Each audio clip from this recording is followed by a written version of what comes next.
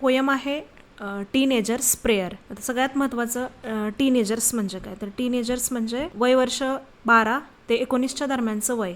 म्हणजे मराठीमध्ये आपण एक वर्ड वापरतो किशोरवयीन. तर ह्या टीनेजर्स ग्रुपमधील मुलांनी प्रेयर केली. आता जनरली प्रेयर कोणाला करतात, तर गॉडला, देवाला टीनेजर मुलांनी केलेली प्रेयर, असं ह्या कवितेचं नाव आहे. तर आपण सुरू करू. Each day brings new beginnings, decision I must make, I am the only one to choose the road that I will take. आता हे जे पहिलं कडवं आहे तर ते डिटेलमध्ये बघू आपण. इच day brings new beginnings means ह्यामध्ये सांगितलेलं आहे की प्रत्येक दिवस हा काहीतरी नवीन गोष्टी घेऊन येतो. ब्रिंग्स म्हणजे काय, घेऊन येणे. काय घेऊन येतो, न्यू बिगिनिंग्स, नवी सुरुवात. सेकंड लाईनमध्ये सांगितलेलं आहे की डिसिजन्स आय मस्ट मेक, म्हणजे मला निर्णय हे घेतलेच पाहिजेत. डिसिजन म्हणजे काय, तर निर्णय. आपण कोणतेही डिसिजन लाईफमध्ये घेतो त्याला निर्णय क्षमता म्हणतात. Decision I must make, must म्हणजे घेतलेच पाहिजेत, मेक म्हणजे घेणे. I am the only one to choose, आणि हे घेण्याचा अधिकार, आता आपल्या लाईफमधील जे डिसिजन आहेत तर ते घेण्याचा अधिकार कोणाला असणार, आपल्या स्वतःलाच असणार ना. I am the only one to choose, choose म्हणजे काय, तर निवडणे. ह्यामध्ये लाईफमध्ये डिसिजन घेण्याचा अधिकार हा आपल्या स्वतःलाच आहे. The road that I will take, कशाचे डिसिजन घ्यायचे, the road that I will take म्हणजे कोणत्या मार्गाने मी जाणार आहे त्याचे डिसिजन हे घेण्याचा अधिकार हा मला आहे आणि ते मी घेतलेच पाहिजेत. आणि प्रत्येक दिवस हा माझ्यासाठी नवीन सुरुवात घेऊन येतो, असं हे फर्स्ट कडव्यामध्ये सांगितलेलं आहे. आता आपण सेकंडमध्ये बघू. I can choose to take the road of life that lead to great success or travel down the darkened road that leads to great distress. बघा, I can choose to take the road of life म्हणजे मी माझ्या लाईफमधील जो road आहे, जे काही path आहे लाईफमधला, दॅट आय कॅन चूज म्हणजे मी तो निवडू शकतो. That lead to great success, जो की यशाच्या दिशेनं जातो. म्हणजे असा मार्ग मला निवडायचा आहे, अशी एक प्रेयर जनरली टीनेजर्स करत आहे. थर्ड लाईनमध्ये काय सांगितले, or travel down the darkened road that lead to great distress. आणि ह्याच्या अपोजिट सांगितलंय लगेच की एकतर मी सक्सेसच्या दिशेने जाईल किंवा मी चुकीच्या दिशेने जर गेलो, डार्कन्ड. आणि ह्याचे मिनिंगसुद्धा साईडला दिलेले आहेत की डार्कन्ड म्हणजे काय, तर इथं डार्कन्ड म्हणजे एक जनरली आपण मिनिंग काय घेतो, डार्क म्हणजे अंधार. पण ह्या पोयमशी रिलेटेड ह्या डार्कनचा मिनिंग काय आहे, तर it refers to evil. Evil means bad force, म्हणजे आपण एक सुपरनॅचरल पॉवर म्हणतो ना, बॅड वाईट शक्ती वगैरे, तसा अर्थ घेतलेला आहे. की किंवा मी जर ते प्रॉपर वेनं डिसिजन नाही घेतले तर ते मला कुठं घेऊन जातील, travel down the darkened road, एका अंधाऱ्या जगामध्ये एका चुकीच्या रस्त्याला मला नेऊन ठेवतील. आणि त्यामुळं काय होईल, that leads to great distress, त्याच्यामुळं खूप मोठा डिस्ट्रेस होईल. आता डिस्ट्रेसचा मिनिंग काय दिला आहे, ग्रेट वरी अँड स्ट्रेन, म्हणजे एक खूप मोठी काळजी आणि तणाव माझ्या जीवनामध्ये निर्माण होईल, असं काहीतरी होईल. नाही तर म्हणजे देवापुढं एक सरळ मार्ग पण मांडलेला आहे की मला सक्सेसच्या दिशेनं घेऊन चल. आणि नाहीतर मग असं जर नाही झालं तर किंवा काय होऊ शकतं, मला ते डार्कन्ड रोडला घेऊन जातील आणि त्याच्यामुळं लीड्स टू ग्रेट डिस्ट्रेस म्हणजे ते चुकीच्या रस्त्याला मला नेऊन ठेवतील. प्लीज, आता थर्ड ह्याच्यामध्ये बघू आपण कडवं. प्लीज ओपन अप माय आयज डिअर लॉर्ड. काय म्हणलंय, हे म्हणजे देवाला कृपया म्हणलंय की माझे डोळे उघड. ओपन अप माय आयज, आता डोळे उघड म्हणजे काय, तर शब्दशः अर्थ नाही घ्यायचा. जे काही सिच्युएशन चालली त्याच्याबद्दल एक प्रॉपर मार्गदर्शन कर. कुणाला म्हणतंय ते, देवाला. डिअर लॉर्ड, की मला माझे डोळे उघड. That I might clearly see, जेणेकरून मी क्लिअरली पाहू शकेन. आय माईटचा मिनिंग काय असतो, तर शकणे, कोणतीही गोष्ट करू शकणे. आय माईट क्लिअरली सी, मी एक क्लिअरली पाहू शकेन. Help me stand for what is right, आणि मला मदत कर. कशासाठी मदत कर, हेल्प मी मीन्स मदत कर. कशासाठी, स्टँड म्हणजे काय, उभा राहणे. कशासाठी मदत कर, तर उभा राहण्यासाठी. पण कशासाठी उभं राहायचं आहे, फॉर व्हॉट इज राईट. कशासाठी उभं राहायचं आहे, फॉर व्हॉट इज राईट म्हणजे ज्याच्यासाठी की जे बरोबर आहे त्याच्यासाठी मला उभं राहण्याची मदत कर. Bring out the best in me, आणि माझ्यामधलं सगळ्यात सर्वोत्तम शोधून काढण्यासाठी मदत कर. कशासाठी? Bring out the best in me, म्हणजे माझ्यामध्ये बेस्ट गोष्टी येण्यासाठी. ब्रिंग म्हणजे येणे, तर ह्याच्यामध्ये काय सांगितलं आहे की प्लीज ओपन अप माय आयज, म्हणजे माझे डोळे उघड हे देवा, माझे डोळे उघड, that I might clearly see, मी पूर्णपणे क्लिअरली पाहू शकेन, आणि मला मदत कर कशासाठी? उभं राहण्यासाठी, जे बरोबर आहे त्याच्यासाठी. आणि bring out the best in me, आणि माझ्यामध्ये सगळ्यात चांगल्या गोष्टी येऊ दे. ब्रिंग मीन्स येऊन देणे. नेक्स्ट आता help lord to just say no. आता बघा ह्याच्यामध्ये काय सांगितलं आहे की हे देवा मला मदत कर नाही म्हणण्यासाठी. आता नाही कशाला म्हणायचं? कोणत्या गोष्टीला नाही म्हणायचं? When temptation comes my way that I might keep my body clean and fit for life each day. When temptation comes my way, टेम्पटेशनचा मिनिंग इथं दिलेला आहे. Temptation is nothing but a strong wish to do something bad or wrong. Means आपल्याला काहीतरी वाईट करावंसं वाटणं म्हणजे टेम्पटेशन. म्हणजे टेम्पटेशन म्हणजे एक वाईट गोष्ट करण्याची इच्छा होणे इज टेम्पटेशन. म्हणजे टेम्पटेशन हे चुकीची गोष्ट आहे, म्हणजे एखाद्या बॅड गोष्टीसाठी आपल्याला इच्छा प्रवृत्त होणे. तर जेव्हा टेम्पटेशनची सिच्युएशन येईल तेव्हा माझ्या मार्गामध्ये कम्स माय वे, माझ्या पुढं जेव्हा टेम्पटेशनची सिच्युएशन येईल तेव्हा मला नो म्हणण्याची साठी मला हेल्प कर. देवाला काय प्रार्थना केली बघा, की जेव्हा माझ्या पुढं टेम्पटेशनची सिच्युएशन येईल, म्हणजे माझ्या पुढं जेव्हा मला वाईट वागण्याची प्रवृत्ती माझ्या अंगामध्ये येईल तेव्हा मला नो म्हणण्यासाठी हेल्प कर, जेणेकरून मला I might keep my body clean, जेणेकरून मी माझी बॉडी क्लीन ठेवू शकेन आणि fit for life each day, म्हणजे आयुष्याच्या प्रत्येक दिवशी मी फिट राहीन.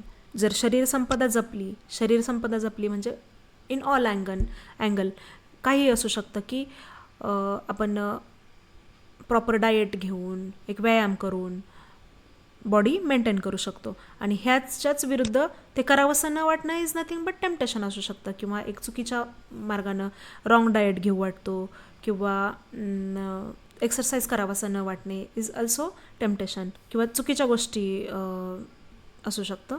तर ह्या गोष्टीमध्ये देवाला प्रार्थना केलेली आहे की नो म्हणण्यासाठी मला मदत कर. आता लास्ट ह्याच्यामध्ये काय सांगितलं आहे बघा, when my teenage years are over, म्हणजे माझे जेव्हा टीनेज इयर्स हे पूर्ण होतील, म्हणजे हे 12 ते 19 किंवा 12 ते 20चा वर्षांचा काळ निघून जाईल माझ्या लाईफमधून, जेव्हा मी 21-22 वर्षाचा होईन, तेव्हा I know that I will see, म्हणजे मला माहीत असेल की मी पाहू शकेन. दॅट काय पाहू शकेल तो? That life is lived its very best, म्हणजे जे काही लाईफ मला भेटलं होतं हे टीनेज लाईफ ते मी खूप चांगल्या पद्धतीनं जगू शकलो. That life is lived its very best, म्हणजे जे काही लाईफ मला भेटलं होतं ते मी खूप चांगल्या पद्धतीनं जगू शकलो. With you walking next to me, म्हणजे कुणासोबत घालवलं हे लाईफ? तर देवासोबतचं. कसं? वॉकिंग नेक्स्ट टू मी, म्हणजे माझ्या समोर तू चालत होतास आणि मी तुझ्या पाठीमागं चालत होतो. हे देवाला उद्देशून काढलेले उद्गार आहेत की देव पुढं चालत होता आणि मी देवाच्या पाठीमागं चालत असताना, म्हणजे देवाला म्हणतोय की विथ यू वॉकिंग, म्हणजे तुझ्यासोबत चालत असताना, नेक्स्ट टू मी म्हणजे माझ्या पुढं तू होतास, अशा मार्गामध्ये मी खूप चांगलं लाईफ जगलो.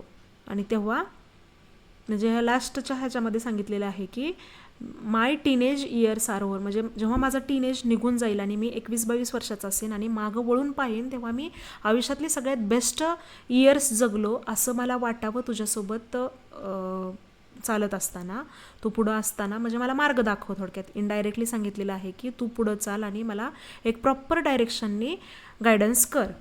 देवाला उद्देशून ही एक प्रेयर आहे. लिहिली कोणी? जे मोर्स हे ह्याचे रायटर आहेत. आणि आपण आता बघूया की साईटला काय दिलेलं आहे. तर what is the age group of speaker in the poem. आता ह्या स्पीकर म्हणजे कोण असतं? तर ही पोयम चे नॅरेशन ज्यानं केलेलं आहे, ज्यानं हे पोयम म्हटलेली आहे. आता पोएट वेगळा असतो, पोएट हा लिहिणारा असतो, तो कोणत्याही एज ग्रुपचा असू शकतो, पण पोएटनं एका पर्टिक्युलर एज ग्रुपला रिप्रेझेंट केलं आहे. तर कुणाला रिप्रेझेंट केलं आहे? टीनेजर्सला. आणि ह्या टीनेजर म्हणजे स्पीकर झाला ह्या पोयमचा. तर हा स्पीकर किती वर्षाचा असू शकतो असं एक इनडायरेक्टली क्वेश्चन विचारलेला आहे की what is the age group of speaker in the poem. तर एज ग्रुप काय आहे टीनेजरचा? ऑलरेडी आपण बघितलेलं आहे की 12 वर्ष ते 19 वर्ष किंवा 12 वर्ष ते 20 वर्ष आपण असं एक टेंटेटिव्ह लिहू शकतो. नंतर what decisions does the speaker have to take? आता स्पीकरला कोणते कोणते डिसिजन घ्यायचे आहेत त्याच्या लाईफमध्ये. आता डिसिजन हा शब्द कुठं आलेला आहे बघायचं. डिसिजन कुठं आलेला आहे तर इथं कोणते डिसिजन घ्यायचे आहेत लाईफमध्ये त्याला speaker have to take. Road that I will take, I am the only one to choose the road that I will take means whatever. आता याचा आन्सर लिहिताना इन सिम्पल वर्ड्स आपल्या सोप्या भाषेमध्ये लिहायचं की मी जो लाईफमध्ये पाथ म्हणजे ज्या मार्गाने मी जाणार आहे तो मार्ग निवडण्याचा मला अधिकार आहे. आपल्या लँग्वेजमध्ये आपण हे म्हणू शकतो आणि ह्याच लँग्वेजला एका सेंटेन्समध्ये कन्वर्ट करायचं. कसं तर the whatever road I will take in my life that should I choose. In simple word what we write, whatever road that I will take in my life and that road should be chosen by me only. means मी आयुष्यामध्ये जे काही करणार आहे ते पूर्णपणे choose करण्याचा decision हा माझा असला पाहिजे. नेक्स्ट आता what does each new day fetch, म्हणजे प्रत्येक दिवस हा काय आणतो. फेच म्हणजे आणणे किंवा ओढून काढणे किंवा असणे. फेच तर पहिल्या सेंटेन्समध्ये दिलेलं आहे इच डे ब्रिंग्स न्यू बिगिनिंग्स, म्हणजे प्रत्येक दिवस काय आणतो तर new beginning. Each day fetch a new beginning. आता हे काही शब्दार्थ आहेत आणि खाली अजून नेक्स्ट क्वेश्चन आपल्याला विचारलेले आहेत ते पण बघू आपण.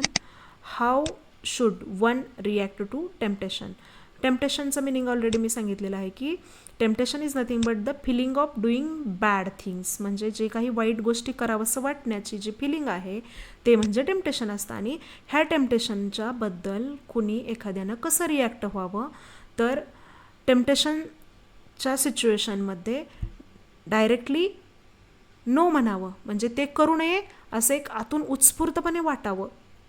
तर हे झालं मराठीमध्ये. आता इंग्लिशमध्ये हे कसं लिहायचं.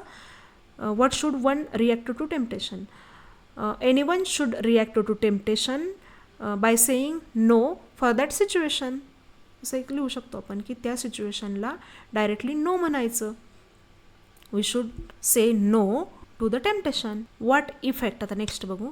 What effect does the speaker wish to see in himself at the end of his teen. His teen म्हणजे काय, त्याच्या टीनेजच्या एंडिंगला. ॲट द एंड ऑफ म्हणलं आहे म्हणजे टीनेजच्या एंडला, म्हणजे कधी तर तो ज्यावेळेला टीनेज संपवून पुढच्या एज ग्रुपमध्ये प्रवेश करतो म्हणजे 21-22 वर्षाचा असताना किंवा त्याच्यापेक्षा जास्त मोठा झालेला असताना त्यानं तो ज्यावेळेला टीनेजकडं वळून बघतो त्यावेळेला त्याला त्याचं टीनेज कसं वाटलं पाहिजे तर तो बेस्ट जगला टीनेज असं एक फिलिंग त्याला आलं पाहिजे असं तो एक प्रार्थना करतोय देवाला.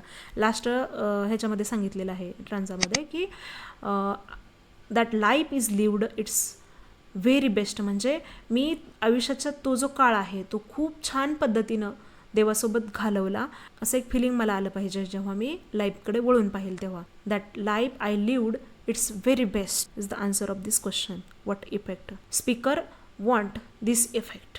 What effect that life is lived its very best. Now next in what condition. आता काय क्वेश्चन विचारलं आहे बघा की in what condition does the poet wish to maintain his body, म्हणजे पोएटला किंवा स्पीकरला की त्याची बॉडी कोणत्या कंडिशनमध्ये ठेवायची इथे दिलं आहे बघा. Poet want to keep his body clean and fit for life each day, म्हणजे आयुष्याच्या प्रत्येक दिवशी त्याची बॉडी क्लीन आणि फिट फॉर द लाईफ असली पाहिजे. नेक्स्ट आता हे लास्ट काय विचारलं आहे. Whose company does the poet wish for in the walk of life. आता आयुष्याचा रस्ता चालत असताना कोणाचं कंपनी पाहिजे होती पोएटला तर हे लास्टच सांगितलेलं आहे. With you walking next to me. आता कुणाला उद्देशून बोललेलं आहे देवाला, कारण ही होल पोयमच आहे प्रेयर आणि प्रेयर कुणाला केली जाते देवाला. आणि देवाला काय सांगितलं आहे तू माझ्यासोबत चालत असताना. विथ यू वॉकिंग म्हणजे तुझ्यासोबत चालत असताना. नेक्स्ट टू मी देव कुठं आहे नेक्स्ट टू मी म्हणजे त्या पोएटच्या कुठं आहे पुढं चालत आहे आणि हा पोएट त्याच्या पाठीमागं चालत आहे. तर ह्याचं आन्सर कसं लिहायचं. Whose company. आता हुज कंपनी म्हणजे कोणाची कंपनी पाहिजे त्याला. Poet want company of God किंवा poet want company of Lord. Lord म्हणू शकतो गॉड म्हणू शकतो. लॉर्ड दिलाय डिअर लॉर्ड तर लॉर्ड शब्द वापरायचा आपण. Poet want company of Lord and does the poet wish for in the walk of life. आणि हे पुढं कंटिन्यू केलं तरी सेम चालतं. Poet want company of Lord in his life or poet have wish for the walk of life company of God. असं reverse sentence करून लिहिलं answer तरी फुल सेंटेन्समध्ये आन्सर दिल्यासारखं वाटतं.